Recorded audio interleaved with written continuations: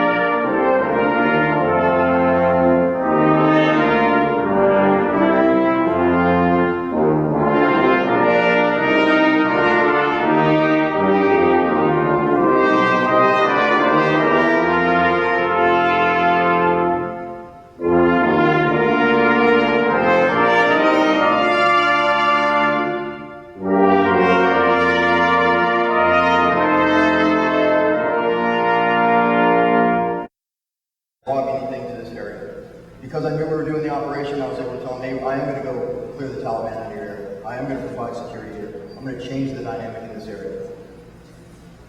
So December 4th, we did Operations Cobra's Anger.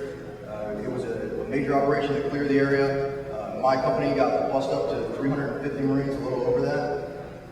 We had another coming from our battalion come in.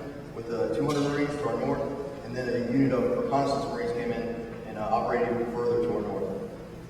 As we were planning the operation, I got asked pretty much, if you could have anything, what would you want to secure this valley? What do you need to do it? And I asked for everything: main battle tanks, asked for assault breacher vehicles, which had not been used before in theater, asked for route clearance platoon, extra engineers, extra platoon to add to my company. I got all of that. So we took these all these assets that we had, and we achieved all of our military goals in 15 days. And pretty much everything that we wanted to achieve in Nowzat, when we first did our looked at the area and said, okay, we want to provide security here. What do we need to do? We need to go to these areas. We need to set this kind of security up. We did that in 15 days. Society is just a lack of any technical advances. There are no roads, there are no radio stations except the ones we brought. For the first time in large parts of Helmand, people were listening to radios, wind up radios that we had distributed so we could have our own radio stations to get the message out. One of the great stories I got is when I was Regimental Commander in Fallujah, we had a city council meeting. And after the meeting, one of my council members came up and said, "Hey, Larry, I got to talk to you. I got something really important." And I thought it was something pretty significant about what was going on inside the city.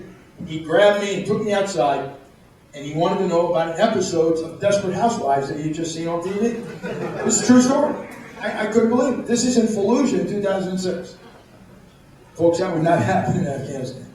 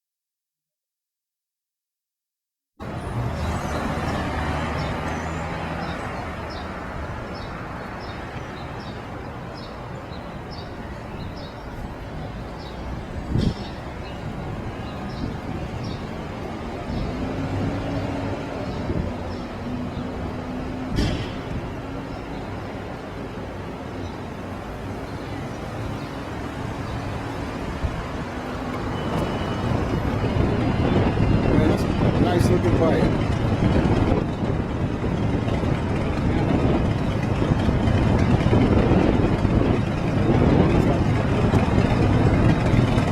What are you holding on to his foot? Yeah, Kenny got me out here walking. We don't know where we're All we know is we're in Boston somewhere.